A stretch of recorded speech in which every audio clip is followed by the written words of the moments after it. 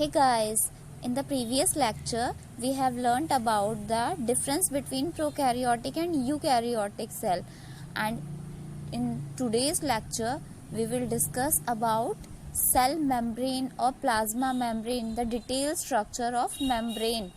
Okay, देखिए जो आपकी स्क्रीन पर स्ट्रक्चर है वो हमारी किसकी स्ट्रक्चर है? This structure is of plasma membrane. तो मैं इससे पहले आपको पढ़ाऊं, मैं यहाँ पर थोड़ा सा आपको हिंट देना चाहूँगी. जो हमारी प्लाज्मा मेम्ब्रेन होती है, ये कोई सेल है. इस सेल की जो मेम्ब्रेन है, इस मेम्ब्रेन को हम क्या बोलते हैं? सेल मेम्ब्रेन और plasma membrane. The cell membrane is made up of lipids. किसकी बनी हुई होती है? ये लिपिड्स की बनी हुई होती है. और ये बाय लेयर होती है. कौन सी लेयर होती है? बाय लेयर, यानी कि दो लेयर्स एक साथ जुड़ी होती हैं. Two layers. अगर हम एक मॉलिक्यूल की बात करते हैं लिपिड के, तो एक मॉलिक्यूल की स्ट्रक्चर कुछ ऐसी होती है. ठीक है, ये एक मॉलिक्यूल है लिपिड का. देखते हैं इसका.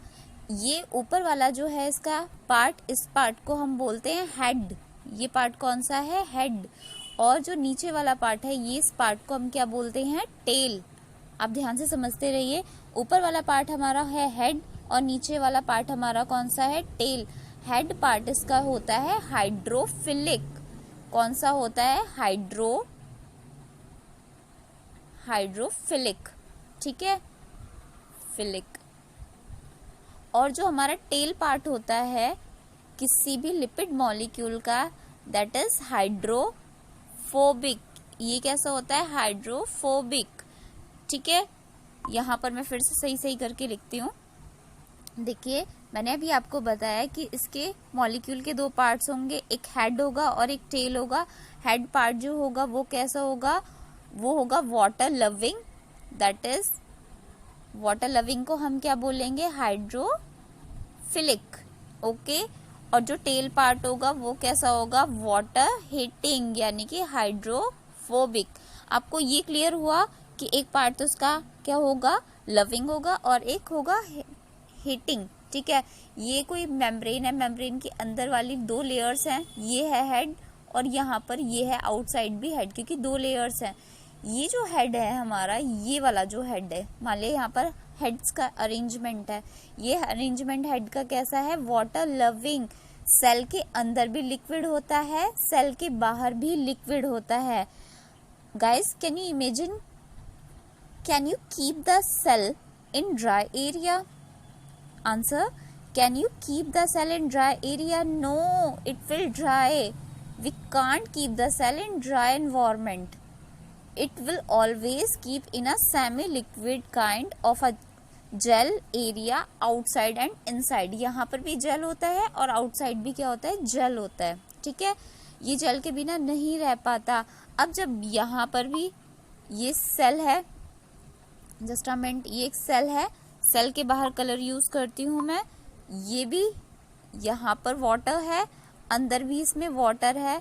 तो जो लिपिड का मॉलिक्यूल वाटर से अटैच हो सकता है, वाटर लविंग होता है, वो क्या होगा? वो तो जाकर के उसका हेड पार्ट इसको अटैच हो जाएगा और उसका जो टेल पार्ट होगा वो कहाँ हो जाएगा? Inner side. हेड पार्ट यहाँ पर और टेल साइड अंदर की साइड. हेड पार्ट फिर यहाँ पर और टेल इसका अंदर की साइड. हेड यहाँ पर. इस तरह से एक अरेंजमेंट है. आपको इस डायग्राम में ब्यूटीफुली दिखाया गया है. यहाँ पर ये देखिए, ऊपर की साइड सारे हेड हैं, इनर साइड भी सारे हेड हैं, और इसकी जो टेल है वो कहाँ है? उनका अरेंजमेंट अंदर की साइड है, इनर साइड में अरेंजमेंट है. अभी आपको क्लिक हुआ? ठीक है. अब देखिए यहाँ पर अगर हम बात करें डिटेल स्ट्रक्चर की, डिटेल स्ट्रक्चर की मेम्ब्रेन की, तो जो डिटेल स्ट्रक्चर स्टार्ट हो गई थी हमारी सेल मेम्ब्रेन की, वो इलेक्ट्रॉन माइक्रोस्कोप की डिस्कवरी के बाद स्टार्ट हुई थी. जो इलेक्ट्रॉन माइक्रोस्कोप की डिस्कवरी कब हुई थी? 1950s में. मीनवाइल केमिकल स्टडीज, और जो उन्होंने केमिकल स्टडीज करी थी बहुत सारी, किसके ऊपर करी थी? ह्यूमन आरबीसी के ऊपर. ठीक है, और यहीं से क्या हुआ था? इन्होंने पॉसिबल स्ट्रक्चर्स देनी स्टार्ट कर दी थी प्लाज्मा मेम्ब्रेन की. आफ्टर दैट स्टडी, देखिए guys, these studies showed that the cell membrane, इन स्टडीज ने क्या शो किया था? जो सेल मेम्ब्रेन होती है वो हमारी किसकी बनी हुई होती है? टू लेयर्स की, लिपिड्स की टू लेयर्स की बनी हुई होती है. The lipids are arranged within the membrane with a polar head towards the outer side. Head कहाँ पर होगा? पोलर हेड वो बाहर की साइड होगा, मैंने अभी आपको बताया बाहर की साइड होगा। और ये कोई सेल है, इसमें हेड यहाँ पर है और अंदर की साइड है, और इनर साइड में, बिल्कुल इनर साइड में क्या होगी? इसकी टेल होगी। इनर साइड में क्या है? इसकी टेल है। टेल कैसी होती है? इसकी टेल होती है नॉन पोलर, हाइड्रोफोबिक, जिसे बिल्कुल भी वाटर पसंद नहीं है। क्लियर आपको? अब इन्होंने कहा है the lipid component of the membrane mainly consist of phosphoglycerides. जो लिपिड कंपोनेंट होता है, लिपिड कंपोनेंट मींस वो कौन सा होगा? फॉस्फोग्लिसराइड। लिपिड में क्या होगा? फॉस्फो ग्रुप होगा यहाँ पर। ये आपका नीट में बहुत ज्यादा पूछे जाने वाला क्वेश्चन है। कौन सा कंपोनेंट होता है लिपिड का? फॉस्फोग्लिसराइड। ठीक है। Later biochemical investigation clearly revealed that the cell membranes also possess protein and carbohydrate. आगे डिस्कवरीज में क्या पता चलता है कि ये और भी बहुत सारी चीजें होती हैं इसके अंदर। कौन सी चीज होती है? Protein and carbohydrate. The ratio of protein and lipids varies considerably in different cell types. अलग अलग सेल में अलग अलग इनका क्या होता है? रेशियो होता है। अब यहाँ पर क्वेश्चन मोस्ट इंपॉर्टेंट फिर से आ गया है। The human beings the membrane of the erythrocyte has approximately 52% protein. Protein कितने परसेंट है यहाँ पर? 52% प्रोटीन एंड 40% लिपिड्स। किसके अंदर है? एरिथ्रोसाइट में, आरबीसीज में। क्लियर? अब depending on the ease of extraction की ईज से plasma membrane proteins can be classified as integral और पेरिफेरल। अब एक्सट्रैक्शन करके देखा गया जो प्लाज्मा मेम्ब्रेन का, तो पता चला कि जो मेम्ब्रेन होती है इसमें बीच बीच में क्या लगी हुई होती है? प्रोटीन्स लगी हुई होती हैं। ये प्रोटीन्स इनर साइड भी होंगे। अगर इनर साइड होंगे तो हम इन्हें इंटीग्रल बोलेंगे। इंटीग्रल मीन्स पार्ट, जैसे कि हम पार्ट हैं गीता ज्ञान के, तो हम क्या हो गए? इंटीग्रल। ठीक है। इंटीग्रल मीन्स मेन पार्ट, अंदर के पार्ट हैं इसके। ठीक है। और यहाँ पर अगर हम बात करते हैं कि यहाँ पर कुछ हमारी इंटीग्रल हो गई और कुछ क्या होंगी? सरफेस पर होंगी। जो सरफेस पर होंगी उन्हें हम क्या बोल देंगे? Peripheral proteins. पेरीफ्री पर जो होंगी other than centre, peripheral proteins. Clear आपको यहाँ तक? इनर साइड होगी इंटीग्रल, आउटर साइड यहाँ पर जहाँ भी लगी हुई होंगी उन्हें हम क्या बोल देंगे? Peripheral proteins. आगे देखिए, N improved model of the structure of cell membrane was proposed by Singer and Nicholson। अब एक मॉडल दिया, फ्लूइड मोज़ाइक मॉडल, जिसका नाम दिया गया सिंगर और निकलसन ने दिया था 1972 में। कब दिया था ये? 1972 में। Fluid means liquid, mosaic means क्या होता है? मोज़ाइक मीन्स होता है हौच पौच, कभी किधर कभी किधर कभी किधर। ठीक है। हौच पौच को बोल देंगे ना, हिंदी में बोलते हैं अनसट। According to the quasi fluid nature of lipids. Quasi means क्या होता है? सेमी। जो सेमी फ्लूइड नेचर होता है लिपिड्स का, enables lateral movement of protein with in the overall bilayer. और यही क्या करता है? यहीं पर लिपिड्स अनेबल, यानी कि ये घूम सकते हैं बाय लेयर के अंदर, यानी कि ये प्रोटीन ही क्या करेंगी? देखो ये कोई हमारी क्या है? मेम्ब्रेन है, इसके अंदर ये प्रोटीन्स लगी हैं। दूसरा कलर यूज करती हूँ, ये प्रोटीन्स यही क्या करती हैं? अपने यहाँ से सब्सटेंसेस को आने और जाने का रास्ता देती हैं। क्लियर आपको यहाँ तक?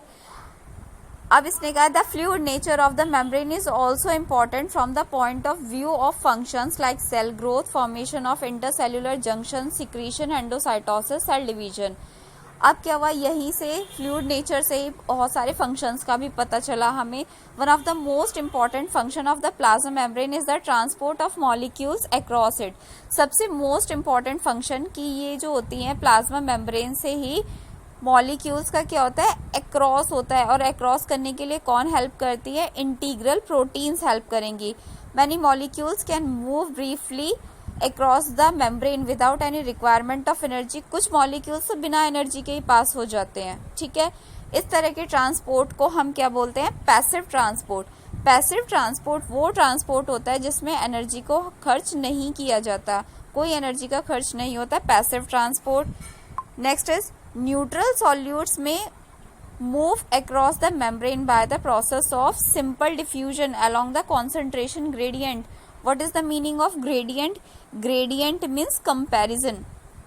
अब हम कंपेयर कर रहे हैं ज्यादा कंसंट्रेशन से कम या कम से ज्यादा, तो अगर हम बात कर रहे हैं higher concentration to lower concentration, ये किसकी वजह से होगा? By the process of diffusion.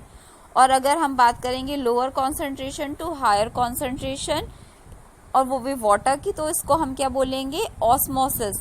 इसके लिए रिक्वायर होती है, क्योंकि अब मॉलिक्यूल्स क्या होते हैं, ये मॉलिक्यूल्स इस प्लाज्मा मेम्ब्रेन को पार नहीं कर सकते, क्योंकि इसके अंदर एक बीच में पार्ट आता है, हमने अभी बात की थी, वो पार्ट हमारा कैसा होता है? ये पार्ट हमारा हाइड्रोफोबिक होता है, ठीक है। इस हाइड्रोफोबिक को पास नहीं कर सकते हैं, तो यहाँ पर बीच बीच में कुछ प्रोटीन्स लगी रहती हैं।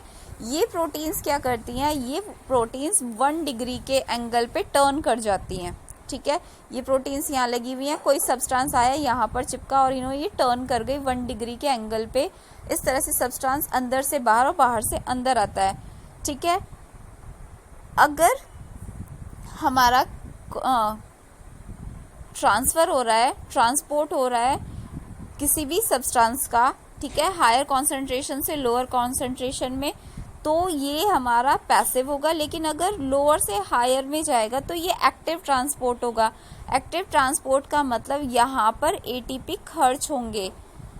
पैसिव में कोई एटीपी खर्च नहीं हो रहे थे, हम कहाँ से जा रहे थे? हायर से लोअर की तरफ आ रहे थे। लेकिन अगर लोअर से हम हायर की तरफ जाएंगे तो इसको हम क्या बोलेंगे? एक्टिव ट्रांसपोर्ट, यानी कि इसका एग्जाम्पल है sodium potassium pump. I hope guys आपको आज का टॉपिक अच्छे से समझ आया होगा।